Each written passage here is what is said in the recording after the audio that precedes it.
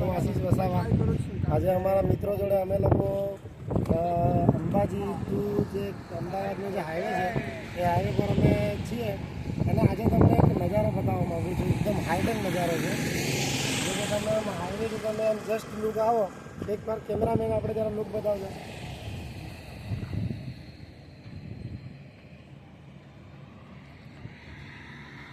જોયું?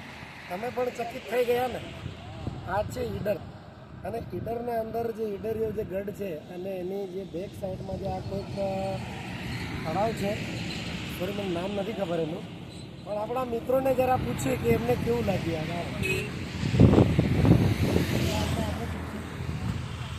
અમને તળાવ કેવું લાગ્યું? એક નંબર. ફોટોગ્રાફી મસ્ત પડશે. મસ્ત પડશે. સરસ. બીજા આપણા માહીબેન છે એમને પણ આપણે પૂછી લઈએ. ભાઈબેન કેમ છે? હવે આજે આપણો જે આજે નજારો છે આ તમને કેવો લાગ્યો? Natural look. સરસ. જે આપણા ગણેશભાઈ છે, ગણેશભાઈ આપણને થોડુંક એક્સપ્લેન કરશે. ગણેશભાઈ કેટલું મજામાં? તો હવે આપણે અંબાજીથી રિટર્ન જઈએ છીએ અને આપણે ઈડર હવે પૂછવાના. તો ઈડરની વચ્ચે જે આપણે આજે નજારો જોવા મળ્યો છે, આ નજારાને જોઈને તમે શું કહેવા માંગો? આ કોઈ કુદરતની કળા છે કે સ્વર્ગ છે? ફોટોગ્રાફી કેવી આવે?